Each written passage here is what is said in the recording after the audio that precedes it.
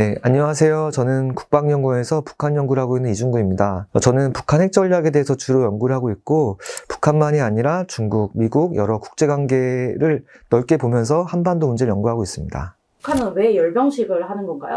군과 주민들이 하나다. 우리는 일심 단결을 이루고 있다라는 것을 확인하고 축제를 분위기를 조성하는 데 목적이 있습니다. 소련이 예전에 독일에 대해서 자기 나라를 지킬 때 자기 조국을 지키기 위해서 주민들과 군이 한 몸이 돼서 싸웠잖아요. 중국 같은 경우에는 게릴라전을 해서 1949년에 자기들이 국토를 통일했다라고 말하고 있고, 베트남전도 게릴라전이었습니다. 그러다 보니까 게릴라전 그리고 자기 나라를 지키기 위한 전쟁에서는 온 나라가 총력전을 펼치는 게 중요하고, 동시에 게릴라전에서는 주민들과 군이 분리된 게 아니라 주민들의 지지를 얻는 게 중요해요. 그러다 보니까 북한에게 있어서는 열병식은 군과 주민 간의 일치, 주민들이 군을 지지한다는 것을 보여주고 확인하고 군이 주민들에게 일종의 서비스를 하는 거라고 볼 수가 있습니다. 열병식에서 빠지지 네. 않는 게 크기자랑 네. 부분이잖아요. 이 부분은 왜 계속 진행을 하는 건가요? 어떻게 보면은 군과 주민이 하나라는 걸 보여주는 것만 생각하면은 무기를 굳이 자랑할 필요는 없어요. 그래서 그런 군사 사상에서는 신무기나 핵무기보다 주민과 지도자, 군인 간의 일치 단결이 더 세다고 얘기를 합니다. 그런 전통적인 사상을 갖고 있던 김정일 시대까지만 해도 신무기를 내보이는 게 많지 않았어요. 2010년에 무수단 미사일을 보인 것 정도였는데, 김정일 시대 와서는 군사적인 사상 자체가 살짝 바뀐 거죠. 어떻게 보면 세계적으로는 1990년 걸프전 이후에 전쟁은 첨단 무기로 하는 거다라는 게 보편화가 됐는데, 북한은 사회주의 사상을 고수하려고 다른 생각을 가지고 있다가 김정은 시대에 들어와서는 세계적인 조류를 따라가고 있는 거라고 볼 수 있습니다. 근데 이 정도 규모의 퍼레이드면 돈이 굉장히 많이 들 것 같은데, 이제 북한은 가난한 나라라고 알려져 있는데 어디서 돈이 이렇게 나오는지. 북한의 경제 규모가 우리나라 수원이랑 비슷하다고 말을 해요. 최근에는 북한이 사이버 해킹을 많이 해서 작년에만 2조 원을 벌었다고 말을 하고 있거든요. 그러면 이제 돈줄이 막힌 북한이 이런 어둠의 경로로 돈을 이렇게 축적을 해서 이제 자기들 입맛에 맞게 쓴다는 건가요? 그럴 가능성이 큰 것 같아요. 왜냐하면 북한이 대부분 무역을 중국이랑 하고 있는데 중국에게 파는 금액이 얼마 안 돼요. 미미해서 굳이 말할 필요가 없을 정도예요. 열병식 얘기로 다시 돌아가서 저희가 이제 주목해야 될 부분들이 있나요? 화성 17형을 11대를 보여줬거든요. 그러니까 화성 17형은 대륙간 탄도미사일인데 미국을 공격할 수 있는 무기가 그렇게 많다는 걸 보여준 거예요. 또 고체 ICBM을 보여줬어요. 근데 고체 ICBM 같은 경우에는 연료가 항상 고체로 미사일 안에 들어있는 거예요. 그냥 촛불처럼 불만 땡기면 나가는 거예요. 신속하게 발사할 수 있는 무기죠. 북한이 핵을 많이 만들고 또 신속하게 쓸 수 있게 만들겠다고 하는 메시지를 이번 열병식에서 보여준 겁니다. 김정은 같은 경우에는 왜 아무 말도 안 한 건가요?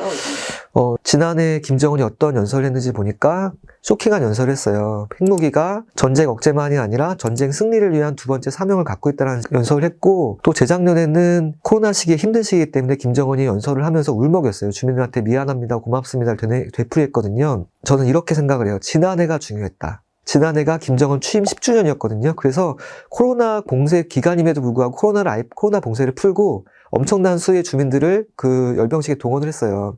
그 끝난 이후에 북한에 코로나가 다시 퍼질 정도였잖아요. 그러니까 취임 10주년을 기념하기 위해서 김정은에게 중요했기 때문에 김정은이 쇼킹한 연설을 하고, 그게 우리한테 기억에 남았다고 볼 수가 있고요. 통상 그러니까 올해는 17년이 아니잖아요. 11주년이니까 김정은에게는 특별하게 중요한 해는 아니었다고 볼 수가 있을 것 같습니다. 지난해 시진핑의 연임이 결정되고, 지난해가 우크라이나 전쟁이 일어난 직후잖아요.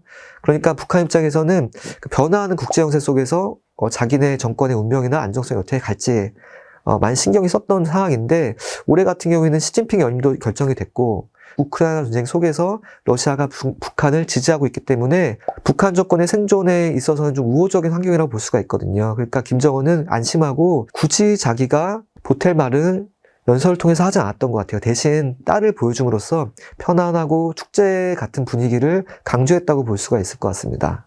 이번 열병식에 하이라이트 장면이 있을까요? 하이라이트는 열병식 맨 마지막에 고체 ICBM이 등장한 거죠. 그때 김정은이 박수를 세게 쳤어요. 세게 치고 웃었습니다. 그거 보여주고 열병식 금방 끝났어요. 저게 중요하다는 거죠. 그게 영화의 클라이막스였던 것 같아요. 김주혜의 등장으로 굉장히 시끄러웠는데 네. 딸을 등장시킨 이유가 뭘까요? 김정은 입장에서는 지난해 일종의 연임을 했다고 볼 수가 있을 것 같아요. 딸을 데리고 옴으로써 자기의 편안한 심기, 만족스러운 분위기를 즐기려고 했던 것 같아요. 언젠가는 후계자가 될 수도 있겠죠. 뭐 엘리자베스 여왕도 있었으니까. 하지만 지금은 김정은이 자기 권력을 공고화하고 지금은 연임 1주년이라고 볼 수 있을 것 같아요. 권력이 그만큼 단단하고 자기 마음도 편안한 상태이기 때문에 자기의 공고한 권력을 보여준 것이지 김주에게 권력을 넘겨줄 준비를 하고 있는 것 같진 않아요. 지난해보다 몸무게가 늘지도 않고 줄지도 않았어요. 스트레스를 많이 받지 않고 있다는 뜻 같습니다. 이제 아들이 따로 있는 상태에서 딸을 이렇게 등장시킨 이유가 따로 있을까요? 뭐 여러 전문가분들은 아들을 등장시키면은 뭐 후계자처럼 보일까봐 딸을 등장시켰다는 말을 하기도 하고요. 기본적으로 김정은의 입장에서는 지난 10주년을 마치고 앞으로의 새로운 10주년을 준비하면서 그런 축제 같은 자리에서 자기의 기쁜 마음 그리고 자기의 편안한 마음을 표현하기에는 아들보다는 딸이 더 적합하지 않은가 생각이 듭니다. 아무래도 아들이 등장하게 되면은 앞으로 이 아들한테 이 후계자한테 권력을 어떻게 넘겨줘야 될지 그런 걸 고민하게 되지 않았을까요? 그리고 주민들도 그걸 고민하고 주변의 관료들도 그걸 고민하고요. 그런 고민 없이 축제를 갖고 싶었던 것 같아요. 김주애가 등장하고 김여정이 사실상 이제 위치가 굉장히 뒤로 밀려나면서 이거를 되게 상징적으로 보고 있는데 아무래도 밀려난 거겠죠. 그리고 김여정도 약간 서운할 겁니다. 왜냐면은 중심적인 자리에 있다가 그 구석에 가서 서 있으라고 하면은 조금 서운하잖아요. 사람이, 마음이. 그 친구 집에 놀러 가도 대접받지 못하면 서운하잖아요. 단기적인 서운함은 있겠지만 김여정의 위치가 북한에서 되게 특이합니다. 그래서 북한에서는 말 하나도 사람이 자유롭게 쓸 수가 없거든요. 어떤 개인이. 사회주의 체제 성격 자체가 그래요. 언어가 사람을 자본주의화 시킬 수 있다고 해서 사회주의 언어를 쓰도록 하고 근본부터 사람을 다시 만들려고 하는 게 사회주의 체제거든요. 특이한 거는 김여정은 말을 자유롭게 하고 또 그렇게 자유롭게 쓰는 말을 노동신문을 통해 성명으로 발표합니다. 왜 지난 정권 얘기지만 뭐 소대가리란 말도 썼잖아요. 그거는 아무리 북한이지만은 기분에 따라서 쓴 말 같은 말은 북한이 쓰지가 않아요. 김여정은 상당히 독보적이고 특별한 위치를 북한에서 가지고 있다고 볼 수 있고 어떤 면에서는 김정은이랑 비슷하다고도 할 수 있어요. 북한 체제에서 열애가 돼 있는 사람. 북한 체제에서 오로지 자유로울 수 있는 사람이라고 볼 수가 있어서 김여정의 특별한 지위는 유지되고 있을 것으로 생각을 하고 있습니다. 아마 죽을 때까지 유지가 될 거예요. 북한은 정통성이나 권력이 핏줄로부터 나온다고 생각하는 뭐 영국보다 더한 계급사회라고 할 수 있을 것 같습니다. 열병식의 깨알 재미 뭐가 네. 있을까요? 이제 박사님이 아니면 절대 알 수 없는 그런 포인트. 열병식 맨 마지막에 고체 RCBM이 등장했을 때 김정은 옆에 서 있던 분이 박수를 너무 세게 쳤거든요. 심기가 거슬렸던 것 같아요. 그래서 살짝 도끼눈을 떴어요. 0.5초. 그분의 운명이 어떻게 될지. 보니까 그분이 총리더라고요. 경제 문제가 안 좋기 때문에 총리가 약간 구박을 받는 상황이 아닐까 생각이 들었고요. 이번에 주민들이 서 있는데 약간 거리두기하고 서 있는 것 같더라고요. 그러니까 지난번 10주년 열병식에서는 거리두기도 없고 그냥 서로 가까운 거리에서 막 박수치고 사람들이 마스크도 쓰고 있지 않고 그랬었어요. 결과적으로 끝나고 나서 코로나가 확 퍼졌잖아요. 근데 이번에는 뉴스에서는 최대 규모로 군중을 동원했다고 하는데 위에서 찍은 사진을 보니까 살짝 거리두기 하고 있더라고요. 그래서 바둑판에 서 있는 것처럼 사람들이 서 있어서 열병식 끝나고 나서 코로나가 다시 퍼질지 안 퍼질지 여기에 좀 주목이 됩니다. 이번에 안 퍼진다면은 북한이 좀 코로나로부터 자유로운 상황이 됐다는 걸 증명할 수 있는 거죠. 북한 주민들의 반응을 보면 네. 이거는 고용된 사람인가 할 정도로 크게 환호를 하는데 네. 가난한 나라에서 먹고 살 게 없는데 이런 대규모 퍼레이드를 보면서 이제 이렇게까지 좋아할 수 있는 이유가 있을까요? 좋아하지 않는 것 같아요. 그래서 작년 열병식 같은 경우에는 마스크를 벗고 이 사람들을 진짜 오랜만에 불러 모은 거기 때문에 카메라가 일부러 사람들 한 명 한 명 얼굴을 가끔 보여줬거든요. 근데 표정이 약간 뚱한 표정도 많이 있었어요. 군인임에도 불구하고. 그래서 올해에는 그런 표정이 안 나오게 멀리서만 찍은 것 같아요.